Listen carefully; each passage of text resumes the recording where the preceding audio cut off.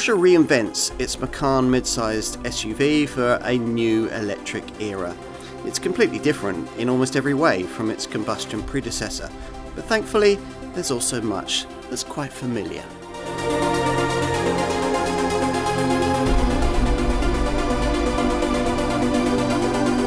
The Macan Electric is very much a Porsche at heart.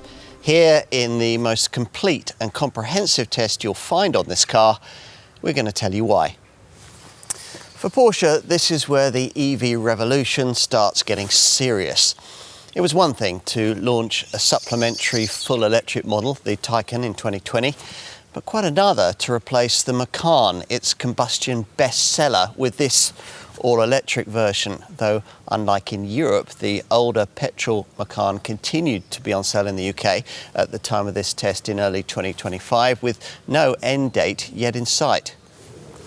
That original fossil-fueled model, with over 800,000 global sales over 2 generations racked up since it was launched back in 2014, shared its SUV development with an equivalent but quite different Audi, the Q5. As does this, its replacement, which shares much, though not quite everything, with another Audi, the 𝗙cie e-tron we've just recently tested. The much includes the 100 kWh battery that all Macan Electrics share, and the PPE, Premium Platform Electric, underpinnings that will also underpin the brand's larger Cayenne Electric, a model undergoing its final testing program as we completed this film.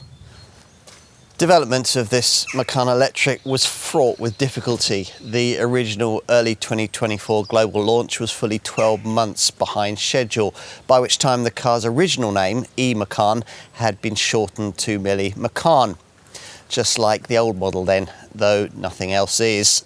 Contrary to appearances, absolutely everything is different here, even in some cases the badge. But Porsche claims the driving experience will be recognisable. After all, it needs older generation customers to be comfortable with this EV transition if electric models are indeed to account for 8 out of every 10 Porsches sold by 2030. By then, the idea of a Macan Electric will seem natural. Right now, though, it seems like a whole new era is just beginning. Will you want to be part of it at the wheel of one of these? Well, to decide, you'll need the usual comprehensive car and driving road test.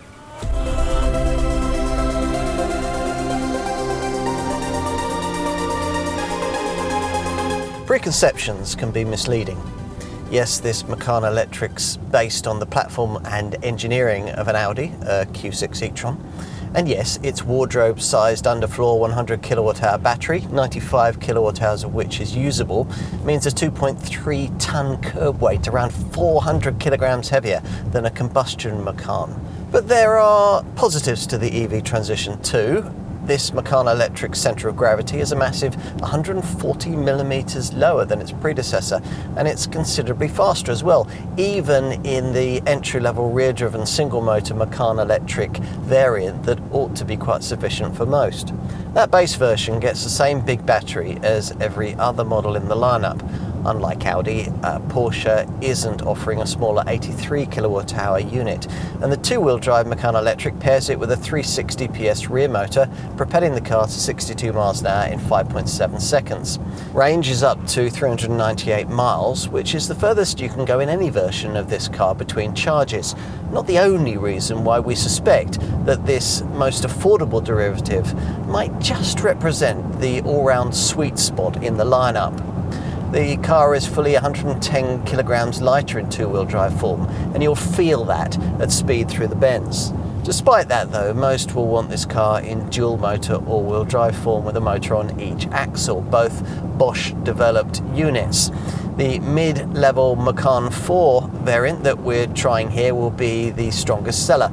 This offers 387 PS, but with overboost and launch control engaged, that increases to 408 PS, and the car sprints to 62 miles an hour in 5.2 seconds, en route to 137 miles an hour if you engage the sport mode and feel yourself able to decimate the official EV driving range figure of up to 380 miles that Porsche wants to quote. With the Sport Chrono package fitted, you'll get an extra Sport Plus mode too. The usual settings are normal and Sport. Porsche clearly couldn't bring itself to include an eco or efficiency style setting. If you've more in the budget, the next stage up is a significantly faster Macan 4S variant with 516 PS that improves the 62 mph stat to 4.1 seconds. Range with that version is up to 377 miles. Find the extra for the even more powerful Macan Turbo, and Porsche introduces a bespoke rear motor from its own tuning division, which ups power to 584 PS or as much as 639 PS on overboost with up to 1,130 Newton meters of torque. Now that slashes the 62 mile/hour sprint figure to just 3.3 seconds on the way to a most un-EV-like top speed of 162 miles an hour. Range is up to 367 miles. Despite the model name, there's no turbocharger, of course, developing all this thrust. But the turbo does standardize the adaptive air suspension system that costs extra elsewhere in the range. Oh yes, the ride. On a mainstream model, you might not necessarily want to stretch to air suspension, but you'll probably want adaptive damping, the PASM system that we've got fitted here, which for the first time features two valve technology, which separately adjusts the bounce and rebound elements, giving a wider spectrum between comfort and performance, but which unfortunately Porsche feels the need to charge quite a bit extra for. Now, without this, you might find the standard steel coil springs to be just that bit on the firm side. Whatever suspension layout is chosen, body control at speed through tighter turns is first rate, very Porsche, as is traction through the turns, helped by an electronically controlled ePTM Porsche traction management system that operates around 5 times faster than a conventional all-wheel drive system and can respond to slip much faster than you could ever sense it, within 10 milliseconds. Cornering gets even more assured if you pay extra for 2 further options. The first of these is something that's never previously been seen on a Macan: rear axle steering. We've been trying that here. At speed through the corners, the system hydraulically jacks the rear wheels against their suspension bushes, which turns them by up to 5 degrees. And sure enough, it really does give a greater feeling of stability. For ultimate turning traction, you'd also want Porsche Torque Vectoring Plus, another thing that's only standard on the turbo, which acts as an electronic rear differential lock, distributing power to each rear wheel according to traction and yaw rates. There were fears before this car's launch that its shared Audi platform and powertrain would dilute its drive experience. Now, as we've already suggested, that hasn't happened. Considerable efforts were made by Zuffenhausen to that end. The big, heavy, unwieldy feeling that you get when turning in at speed with most other comparable EVs simply doesn't apply here. So instead of turning in merely on trust and instinct, you really feel like you're part of the driving process. Believe me, very few EVs are like this. There are some key reasons why. Unlike in a Q6 e-tron, the motors are positioned 911-like, significantly behind their respective axles to create a weight balance more conducive to expressive handling. Even more evident to anyone who takes the time to try both these cars will be the considerable amount of effort Porsche has put into steering feel, which you should find in terms of engagement is unlike anything that Ingolstadt makes. Of course, there are times when you want less steering feel, not more, when urban maneuvering, for instance, and for those occasions, Porsche offers an optional Power Steering Plus setup, which we've actually been trying here. This works really well combined with the Super Mini-like 11.1 meter turning circle you get when rear axle steering is fitted. What else? Well, refinement is really very good indeed, even by silent EV standards, which might make you want to pay extra for simulated drivetrain sound, the optional Porsche Electric Sport Sound package that's been fitted here. which we actually think sounds quite good. Have a listen on the Porsche configurator. Another thing surprisingly lacking from the standard spec is steering wheel paddle operation for the adjustable regenerative braking. That's because Porsche, rather controversially, thinks that sort of setup has a negligible effect on the amount of recovered electricity. Instead, the very sophisticated brake regen system primarily works automatically, but if you really want to influence it, there's an option to do so hidden away in the center screen menu. The blend of brake energy recuperation and friction braking is, as expected, expertly judged. And towers will be interested to know that a Macan Electric can tug along up to 2 tons. Finally, will this car go off-road? Well, yes, as the provision of an off-road drive setting suggests, but we can't imagine any likely owner really wanting it to. For the few that do, Porsche offers an off-road design package which gives bigger clearance angles. With this, a modified profile of the front bumper increases the approach angle to up to 17.4 degrees, and if you specify air suspension, ground clearance can potentially be raised by 10 millimeters to 195 millimeters.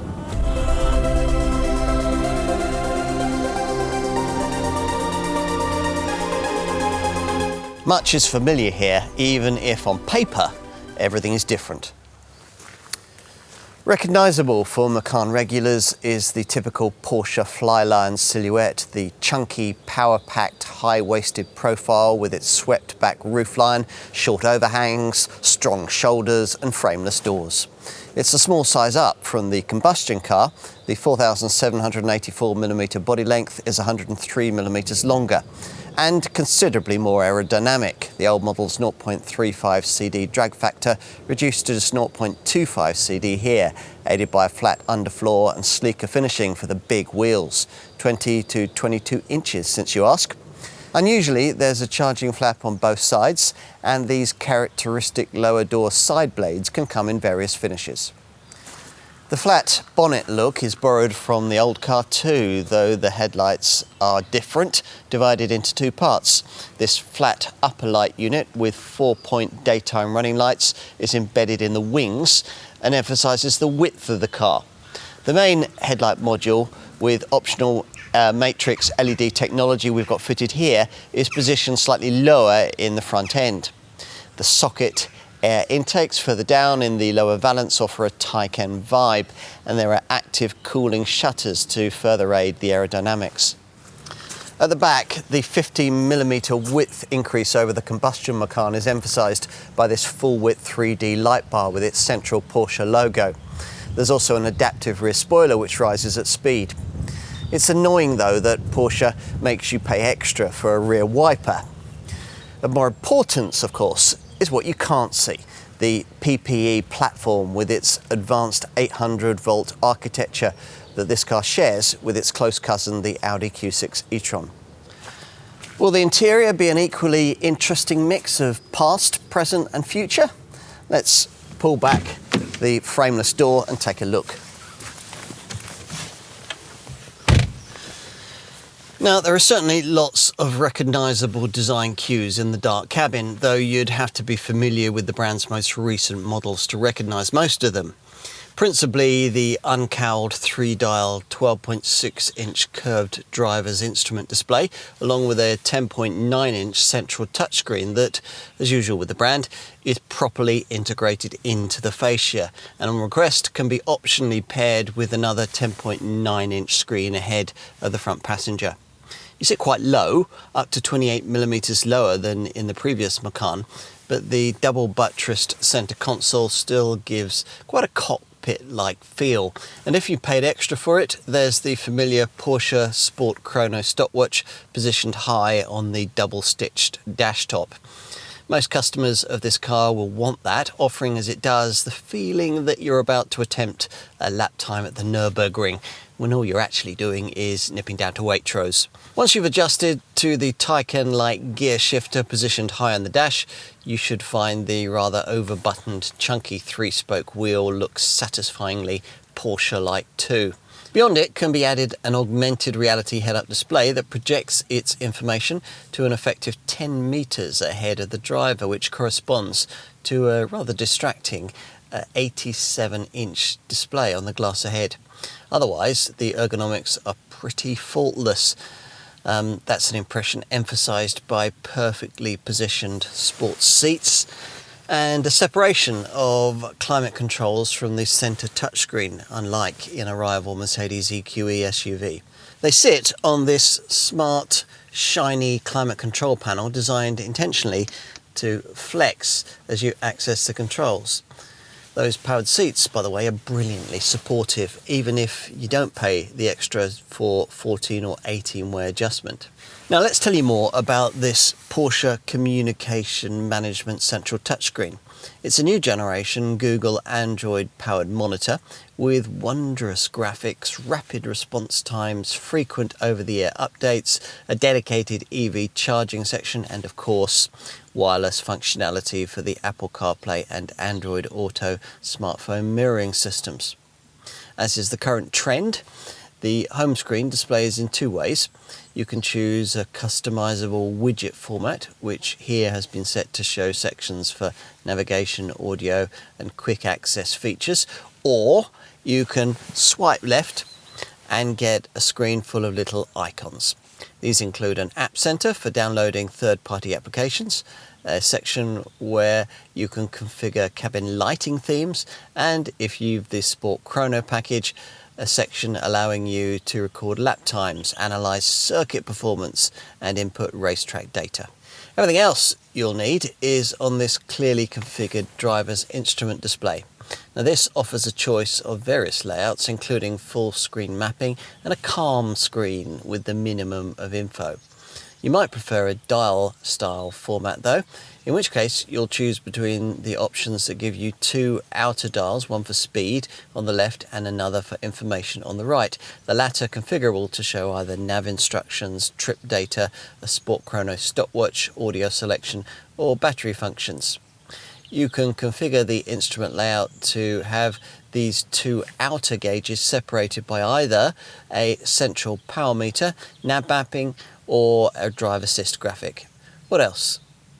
Well, Porsche has built in one of those interaction light strips running the full width of the front of the cabin, acting as both ambient lighting and a communication light, providing information or warnings.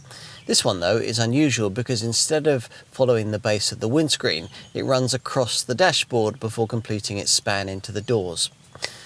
Build quality? Well, that's what you'd expect for the money, and with the extended leather package fitted, the cabin will feel properly high-end. Cabin storage space is okay. You've got this central armrest, which is quite a deep space. There are twin USB-C ports just under this climate panel. The cup holders down here are illuminated. There's also a 15-watt wireless phone charger in a hidden lidded cubby between the central air vents, which is beautifully cooled. Your handset will never have been so well looked after. The door bins are bigger than they look, but will still hold little more than a bottle. Where you'd really notice this Macan Electric's fundamentally new design if you owned the previous petrol model is in the rear. With 2,893 millimetres between the wheels, there's 86 millimetres of extra wheelbase length. And the result is that a 6-footer can now sit behind a front seat occupant of similar size in far more comfort than was the case with the old car. It's some way off the palatial feel you'd get in a Hyundai Ioniq 5 though, and thanks to the rakish rear end, headroom is merely adequate and not particularly good at all for really lofty folk when this optional panoramic roof is fitted. You expect to be positioned quite high in the back of an EV, but this one actually sits you up to 15mm lower than its previous combustion counterpart. We don't usually expect the bench of an EV to slide, but we would like to see the backrest recline. This bench can't do either. For this amount of money, you might expect climate controls in the rear. Typically for Porsche, those cost extra. There's an open cubby here where the missing 4-zone system control panel would sit. That small width increase for this EV model over its combustion predecessor hasn't made any difference to the difficulty of fitting in a middle-seated adult back here. Still a squash, and not helped by the sculpting of the seat and the slightly raised centre tunnel. But knee room's aided by these scalloped front seat backs, which have storage nets. You get the usual centre armrest with cup holders, but because the door speakers are so large, there's no room for proper door bins, only bottle holders. Porsche provides 2 USB-C ports back here, plus overhead reading lights and a coat hook on each B pillar. Out back, you might be irritated to find that there's no boot catch. From the key fob, the powered tailgate rises to reveal a decently sized 540 litre cargo area, which is 43 litres more than the old model, but it won't be much use for large, tall items thanks to the swept back tailgate. At least the boot floor can be flush with the impractically silver trimmed load lip, facilitating getting awkward items in, though there's very little space under that floor, and will be even less if you've spent big on an audio upgrade that'll necessitate the fitment of a big subwoofer under here, as in this case. Recesses left and right with storage nets make it easier to get awkward items in widthwise, like golf bags or push chairs. And there are 4 silver tie downs, an elasticated strap on the left, and, if you've specified it, a button for the retracting tow bar on the right. Porsche doesn't seem to have thought much about bag hooks, there's only one, nor have the designers thought to put lights on the inner side of the tailgate to facilitate loading at night. The 40-20-40 split rear bench means that longer items like skis can be slid forward between 2 rear-seated occupants. And if you use these sidewall catches to flatten everything, there's up to 1,348 litres of space available. We haven't yet finished either. Because Porsche has designed what it calls an integrated power box for the onboard AC charger, the high voltage heater and the 12-volt DC to DC converter, a box which sits between the rear seats and the lower battery, space has been freed up for a useful 84-litre underbonnet frunk for the charging leads, or maybe a carry-on suitcase. The warning triangle sits here, and there's even room for a little compartment for the first aid kit. Add the space in this illuminated area to the boot capacity and you've 136 litres more cargo area capacity than was offered by the combustion Macan.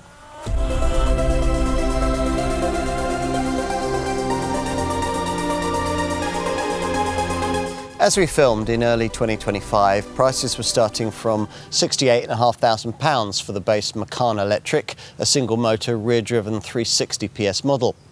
As for the dual motor variants, well, at the time of our test, Porsche wanted around £71,000 for the Macan 4 that we're trying here with 408 PS, likely to be the strongest seller. It's around £77,000 for the Macan 4S with 516 PS and around £97,000 for the top Macan Turbo with 639 PS. Expect to see a Macan GTS variant slotted in between those two top derivatives in future. The UK is the only country in Europe where this electric Macan is being sold alongside the old combustion version. Now, interestingly, that old petrol model got discontinued on the continent not because it couldn't meet emissions, but because its electronic architecture didn't meet the cyber security demands in the EU's general safety requirement applicable from July 2024. So, you see, we really do have something to thank Brexit for after all. Direct comparisons between combustion and electric Macans are obviously problematic, but in rough terms, in case you're wondering, this EV version costs around £12,000 more. If we were you, we'd also be wondering just how much more this Porsche costs than an equivalent version of its development stablemate, Audi's Q6 e-tron. The answer is that the Audi undercuts this Macan Electric quite substantially by around £7,000, though if you equalise battery capacity, motor power and equipment, the difference is more like £4,000. You might well be prepared to pay that, given that this Porsche is the sportiest drive in the segment. There's nothing else quite like it.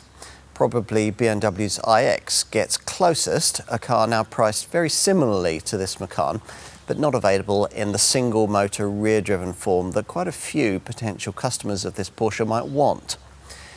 If you're happy with a slightly less dynamic drive, there's the Polestar 3, which costs about the same, or the Mercedes EQE SUV, which in rough terms costs around £5,000 more.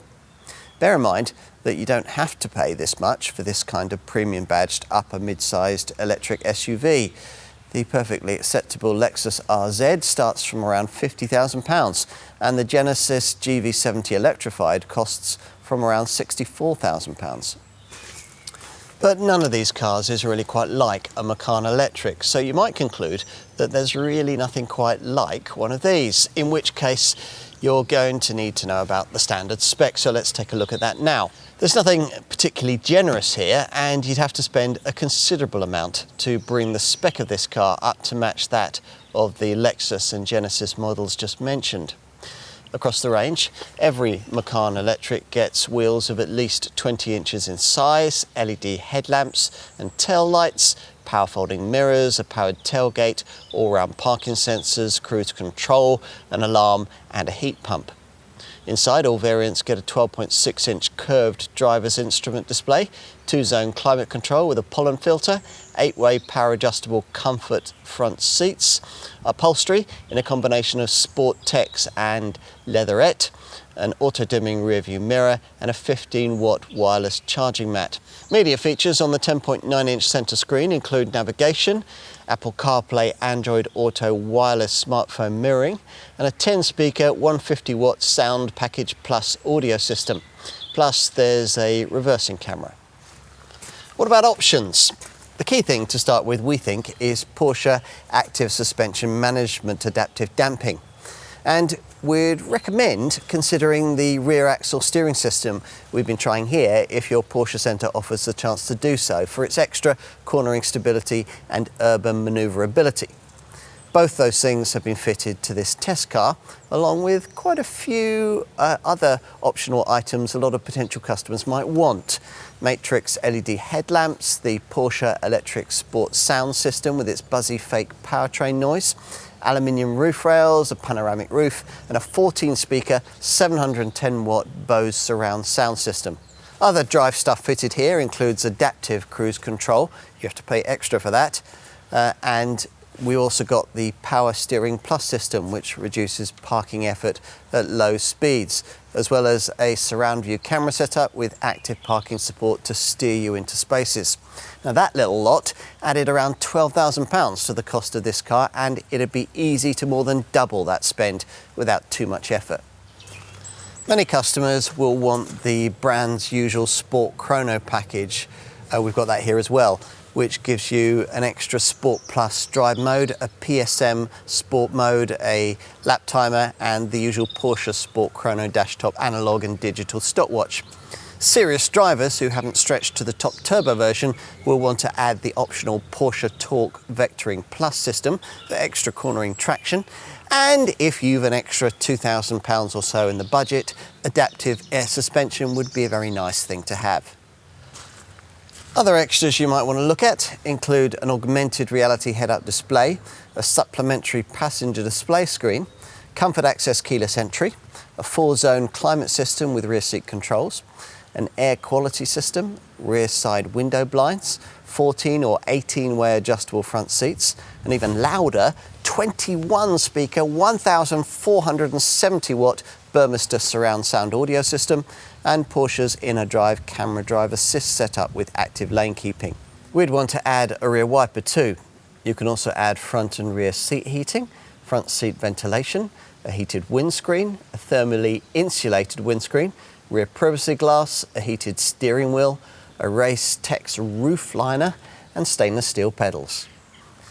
As usual, Porsche aimed to make a small fortune selling you various aesthetic exterior and interior trimming packages, too many to list here.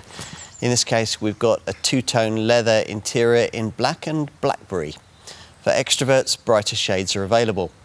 We'd want the optional multifunction GT Sport steering wheel And you can add real leather upholstery, spend more on softer club leather, or get an extended leather package which extends leather onto the dash and doors, all extremely pricey. Unless you get your Macan Electric in solid black or white, your chosen paint colour will also be costly. Here we've got Provence, which as you can see is a kind of purple. You'll want to finish the effect with your choice of finish for the flanking side blades. As standard, they come in this textured lava black, but you can also have them in body colour, carbon or high gloss black. You can add larger 21 or 22-inch wheels too, which can also be painted, though larger rims will noticeably damage ride quality unless you option the air sprung system with them. Porsche will supply a branded wall box for home charging if you want it, and there's a roof transport system with crossbars for the carriage of a roof box and carriers for skis, snowboards and bikes. There's even a roof tent. Here we've got a retractable tow bar fitted, and you can get a boot liner, a luggage box, a reversible luggage compartment mat, a luggage area partition net and a leather luggage set. There's also an off-road design package with a differently shaped bumper, allowing for greater slope angles. Porsche has at least had to get more generous with regard to standard safety specification in recent years, and the result is a 5-star Euro NCAP test showing. On the test, this car was rated 90% for adult occupant protection and child occupant protection, and 83% for vulnerable road user protection. The Macan Electric comes with brake assist, lane change assist, traffic sign recognition, intersection assist, swerve and turn assist, driver awareness detection and lane keeping assist, including an emergency stop function. You get all the usual assistance for braking, traction and stability control, plus a full complement of airbags, including side airbags and a front centre bag linked to an eCall system. Rear side airbags are optional, and Porsche also charges extra for the front passenger seat, child seat, ISOFIX mounting point we have here.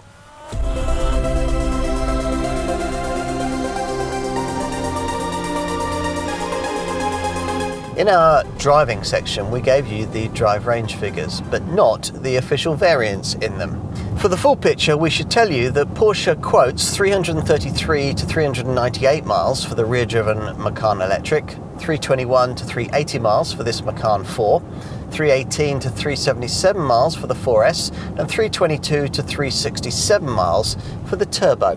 We include the lower figures here because experience on this test suggests that they're a far better and still perhaps slightly optimistic barometer of what you'll actually get in day-to-day use. During this test, in this Macan 4 model on mixed roads driving quite hard, we've been achieving around 2.9 miles per kilowatt hour, which translates into a real-world range figure of around 275 miles. About 300 miles in everyday use should, we think, be regularly achievable. Incidentally, the improvement of the 0.35 CD drag factor of the combustion Macan to the much sleeker 0.25 CD factor that applies here equates to a range benefit of 53 miles. That's well worth having. We should also say, of course, that driving efficiency depends on regularly selecting the most frugal of the available drive modes, normal, and is aided by a sophisticated brake regen system apparently capable of capturing up to 240 kilowatts of energy. That setup doesn't offer the expected steering wheel paddles. There's an auto regen system instead, though if you really want to influence it, there's the option to do so via the center screen, though not to the extent where one pedal driving will be possible. As with any EV though, what certainly won't be possible is zero emissions motoring. Factor in the environmental penalty of creating the energy used to charge this car, and its CO2 emissions equate to a rate of 33.2 grams per kilometre. Now, this Macan can't quite match the impressive 320 kilowatt charging speed of its Taycan showroom stablemate, but thanks to the 800 volt charging tech, it can, like that larger model, use the new generation of ultra-rapid 270 kilowatt public DC chargers, assuming you can find one. Hooked up to one of those, you'd get 60 miles of range in less than 4 minutes and a 10 to 80% DC charge of the 100 kilowatt hour battery, only 95 kilowatt hours of which is usable in just 21 minutes. The NMC battery uses prismatic cells, unlike the Taycan, which uses pouches. Charging times are comparable to the Taycan, and the navigation system considers traffic conditions and topography to get you to the nearest charging station, and you can decide in advance how much charge you want in the cells when you arrive. If that arrival finds you needing to connect to a DC charger optimized for older tech 400 volt EVs, this Macan is able to cleverly split its 800 volt system and charge each bank of batteries separately, charging each at 135 kilowatts. That does away with the need there'd otherwise be for an onboard 400 volt to 800 volt converter, saving weight and complexity. As for AC charging from home, well, it'll help that Porsche has borrowed a trick from Audi and conveniently installed an 11 kilowatt AC charge port on each side of the car, though unlike with the 𝗙cie e-tron, the flaps aren't motorised. Full charging from a typical 7.4 kilowatt wall box will take 13 hours empty to full. If your property or business has a 3-phase supply allowing you to install an 11 kilowatt wall box, you can reduce that full charging time figure to around 10 hours. You can manage your battery replenishment regime via a charging section of the car's central infotainment screen, through which you can set charge times or either pre-cool or preheat the cabin. Plus, of course, as usual, you can also manage things remotely via a provided app. If you're converting to an EV from a previous conventional combustion model, you'll obviously need to factor in the cost of an EV charger for your home and perhaps also your office. Now, there's still complexity around the best charging hardware to choose and who is eligible for a government grant. And obviously, the costs can vary depending on the distance from your main meter to the charger and on other factors. There's lots of advice out there, of course, to guide you. We consulted plugmein.com, who offer customers everything from choice of charger to installation and ongoing maintenance. What else? Well, as usual with EVs, insurance groups will be high, starting at Group 45E for the entry-level single motor model, Group 46E for this Macan 4, and Group 50 for the turbo version. But you'll claim a little back in terms of VED road tax set at just £10 for the first year. You'll also save, of course, on a low benefit-in-kind taxation rating set at 3% in the 2025-2026 period immediately following this test, then due to rise for a further 1% a year for the 2 years following that. You may not be aware, though, that EVs now have to pay the London congestion charge, though unlike combustion models, they're still free from paying ULEZ zone charges. You'd hope that residuals on a Porsche would be strong, but they are. Experts expect that after 3 years and 36,000 miles, a Macan Electric will hold on to 55 to 57% of its original value. For comparison, an Audi Q6 e-tron manages 50 to 55%, and the Mercedes EQE SUV 49 to 53%. Servicing is every 24 months or 20,000 miles, whichever comes sooner. And there's 3 years unlimited mileage warranty with the car, plus 8 years and 100,000 miles of cover for the battery, during which time Porsche guarantees that the cells will retain at least 70% of capacity. Otherwise, the battery will be replaced.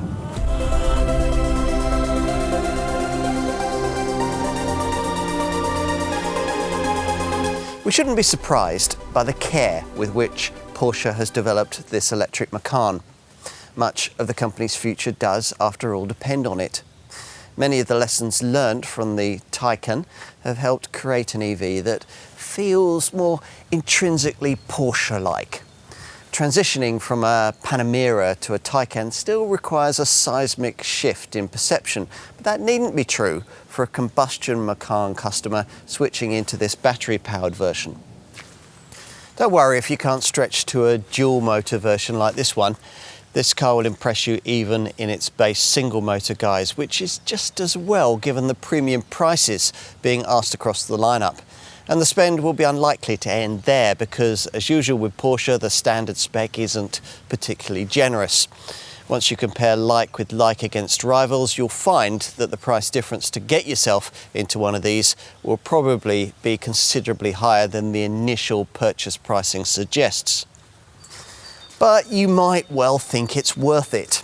No, this battery-powered Macan isn't a game changer in the way the combustion original was, but it is good enough to reset customer expectations for just how engaging a mid-sized premium sports EV crossover of this kind can be.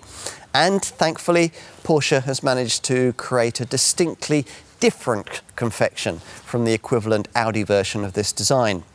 A Porsche should feel like a Porsche, and a Macan like a Macan. This one does.